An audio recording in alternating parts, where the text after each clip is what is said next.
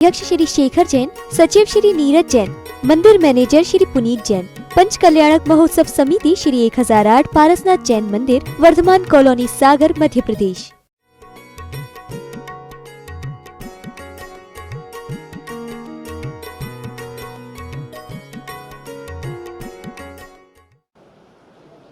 ज्ञान सागर जी महाराज के सानिध्य में एक विमान उत्सव का कार्यक्रम राजस्थान में बड़े जोर शोर से होता है।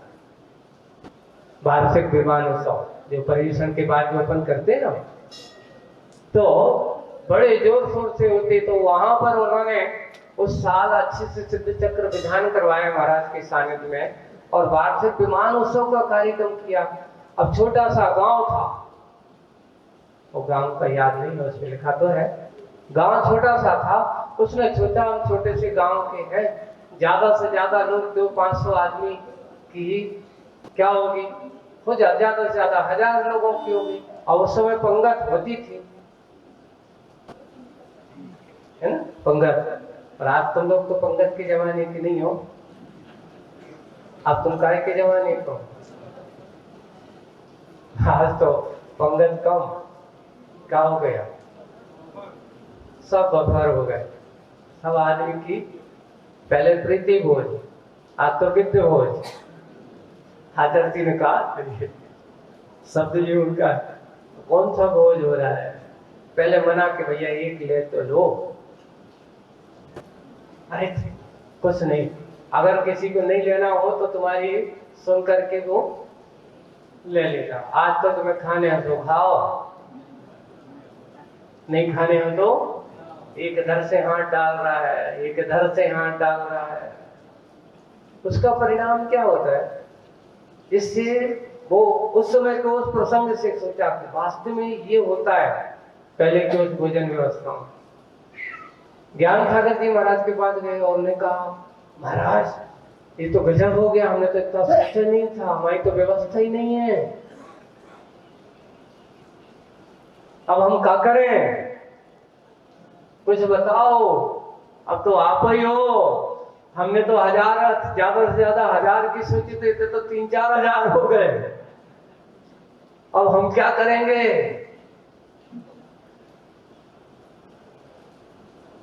हमारे पास तो हमने सोचा नहीं है आपके साथ। गुरुजी कहते हैं, आचार्य सिंह ने सुनाया था ये और वो मिल भी गया प्रमाण। गुरुजी ने कहा कि घबराओ मत, देखो पहले कितने अच्छे नहीं, रसोई कहाँ है, बोले कि यहाँ पे है। अच्छा है, बोले कि एक व्यक्ति को वहां धोती दुपट्टा पहन करके खड़ा कर दो अकेला।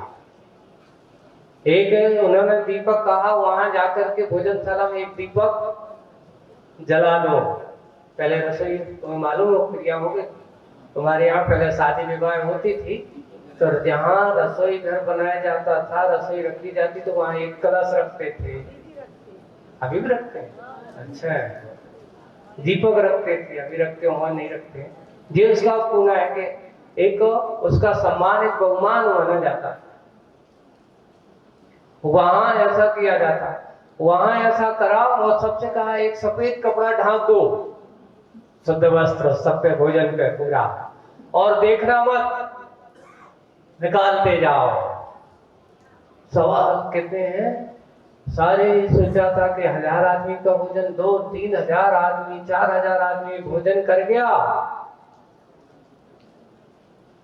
महाराज आपने क्या कर दिया, बोले कि क्या कर दिया, जो कुछ कर दिया वो तुम्हारा काम हो गया ना।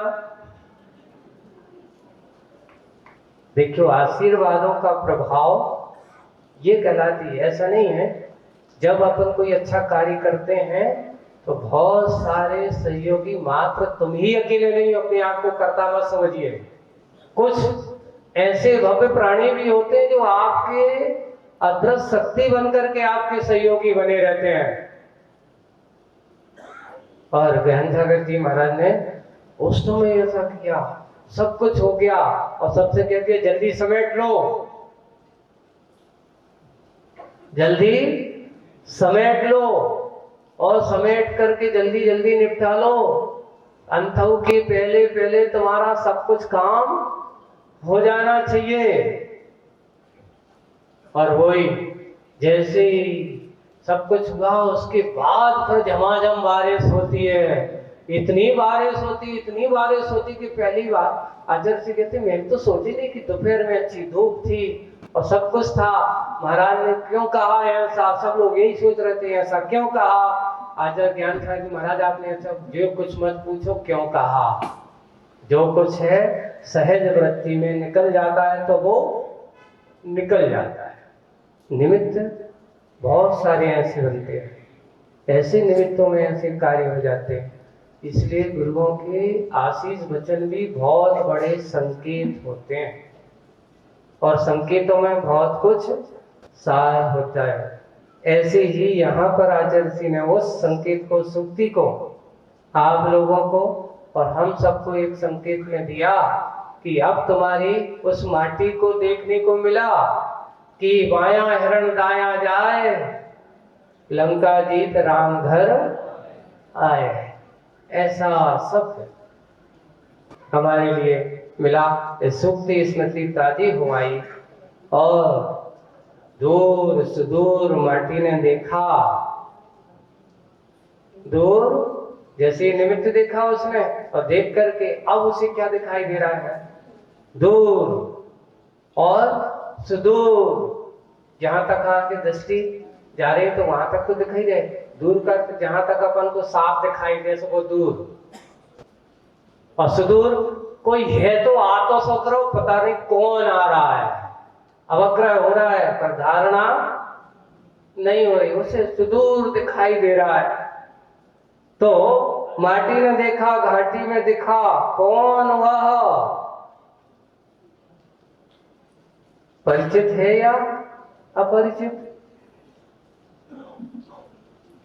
अपनी ओर ही बढ़ते बढ़ते श्रमिक चरण, श्रम करने वाले, जो काम करने वाले, ऐसे चरण आ रहे हैं और उन्हें देख करके वह, उन्हें जैसे उन्होंने देखा, फूल ही नहीं समाती भोली माटी यह, घाटी की ओर ही अपलक ताक रही है, बिना पलक झपकाए बिल्कुल देखते रहते हैं, टकटकी लगाए देख रही है, बिल्कुल अपलक घाटी की ओर देख रही है। भोर में ही उसका मानस विभोर हो आया, विभोर का आनंद, उस भोर में, उस प्रभात में उस माटी का मानस ऐसा आनंद से भर गया है, वो विभोर हो आया। और कहती है अब तो वह चरण निकट सन्निकट ही आ गए। एक निकट देखिए, पास, सन्निकट एकदम पास। अपन पूजन में करते हैं ना, सबसे पहले बुलाते हैं, आओ, आह्वान है। फिर दूसरा चरण क्या होता, स्थापन। फिर तीसरे चरण, दूर नहीं पास बैठिए, सन्निकट बैठाओ। तो जैसे अपने घर पे आके कोई अपना आए,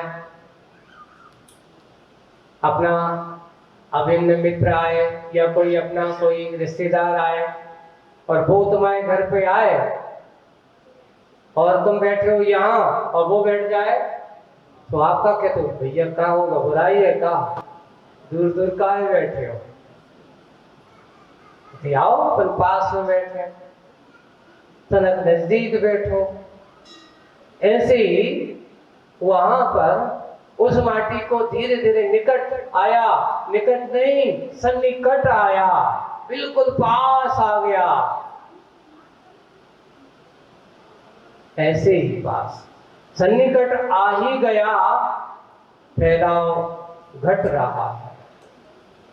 अभी तक जो फैलाव था सोच का, कौन है, क्या है, कैसा है, कहां से आ रहा है, ये जो मन का विचार, मन का फैलाव विचारों का, वो अब क्या होगा, फैलाव घट रहा है।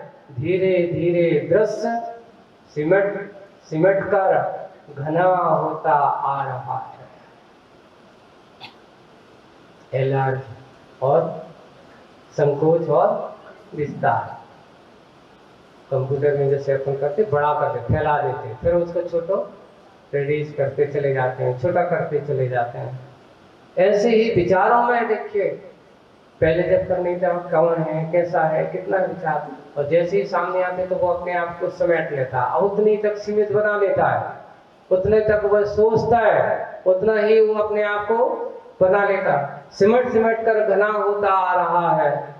और अब उसने अपने आप को आकाशीय विशाल दृश्य भी, आकाशीय विशाल दृश्य भी इसलिए शून्य होता जा रहा है, समीपस्थ इष्ट पर दृष्टि टिकने से अन्य सब लुप्त हो गए।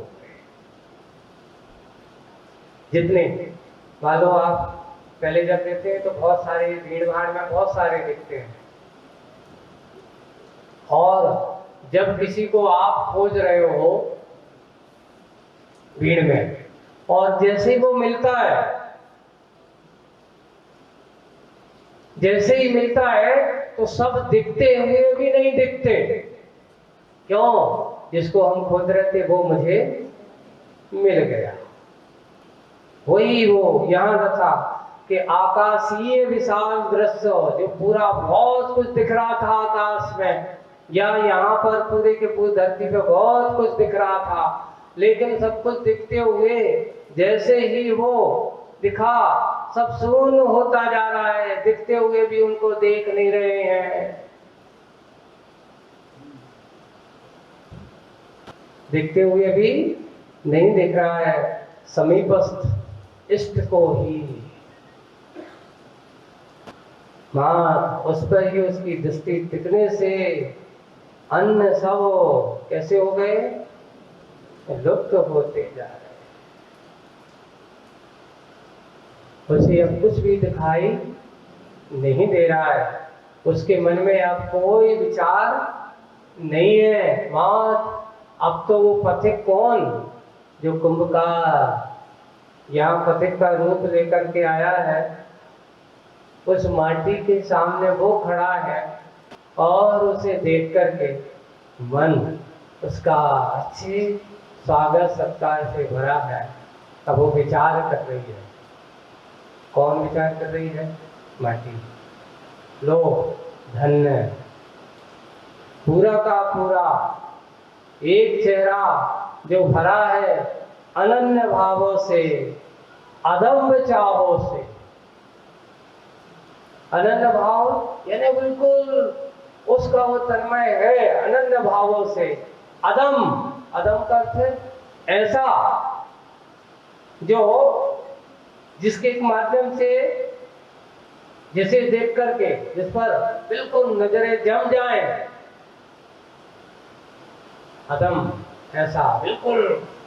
दूसरी तरफ जिसका कोई देख करके बिल्कुल इधर उधर जाने का भाव ना हो, बिल्कुल जम गया उसकी तरफ अदम्य भावों से सामने आ उभरा है, उसके सामने बिल्कुल उभर गया सामने, जिसका भाव देखो उस कल्पना की है, उस पथिक की। यहाँ जो कुंभकार है उसकी संरचना यहाँ मुखपाटी में की गई है, जिसका भाल वह बाल नहीं, एक बच्चों का चेहरा है और एक प्रौढ़ व्यक्ति का चेहरा है, दोनों के चित्र में।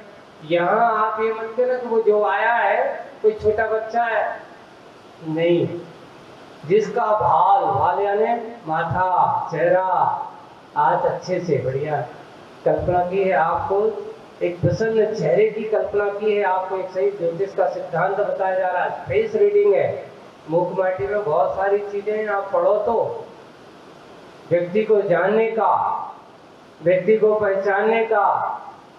आचार्य जी आप लोग पूछते हो आचार्य जी कैसे पहचान लेते आदमी के मन में क्या चल रहा है? मुखमाटी में आपको सारी बातें भरी पड़ी हैं, उन्होंने अपनी जानते कैसे हैं। कल्पना करते कैसे हैं, पहचान होती कैसे है? वही है जिसका बाल होए बाल नहीं। ये बाल की बात नहीं है ना, बाल यानी छोटे बच्चों जैसा नहीं, वृद्ध है, विशाल है ना, वृद्ध है और कैसा है, विशाल है, भाग्य का भंडार है ना। सुनो, जिसमें तनाव का भार विकार कभी भी आश्रय नहीं पाता। एक भाग्य का विशाल, एक कहावत है, जब आदमी टेंशन को हो तो चेहरे पे बहुत सिकुड़न दिखाई देती है। विचार चल रहा हो तो उसकी आंखें, उसके चेहरे, माथे पर बहुत सारी क्या वो दिखाई देने लगती हैं, लाइनें दिखाई देती हैं। तो उस समय पता चल जाता, लगता है इसके मन में कछु चल रहा है। क्यों? इसलिए लोग पूछते हैं कि कैसे जानना, अपने आप पता चल जाता है कि इसके मन में कुछ चल रहा है, चेहरे बता रहा है, मन में कुछ कह नहीं पा रहा है, चल कुछ रहा है। तो यहाँ अजय सिंह ने कहा, देखिए बाल है, वृद्ध है, विशाल है, भाग्य का भंडार है। कैसा है? बहुत सारा भाग्य का भंडार है। ऐसा सुनो जिसमें विचार तो है, उसके तनाव का भार विकार बिल्कुल नहीं है, चेहरे पे सुगड़न नहीं है, प्रसन्नता से भरा हुआ। जब हंसमुख चेहरा होता है, प्रसन्नता से कोई बात नहीं है, बिल्कुल हल्कापन महसूस होता है, तो आपके तनाव चेहरे पे दिखाई नहीं देता, आपके चेहरे की सुगड़न नहीं दिखाई देगी, लाइनें दिखाई नहीं देगी। आपका बिल्कुल तनाव का भार विकार कभी भी आश्रय नहीं पाता। ऐसा वह भाग्य का भंडार वह चेहरा है। अब अविकल्पी है वह, अविकल्पी है, इस समय अभी कोई विकल्प नहीं। पर दृढ़ संकल्पी मानव, किसी के बारे में बुरा सोचने वाला नहीं है, इसलिए कोई विकल्प नहीं है। अविकल्पी है वह दृढ़ संकल्पी मानव, अर्थहीन जल्पन, जल्पन यानी बोलना है ना, जल्पन का अर्थ क्या है यहाँ पे? बोलना।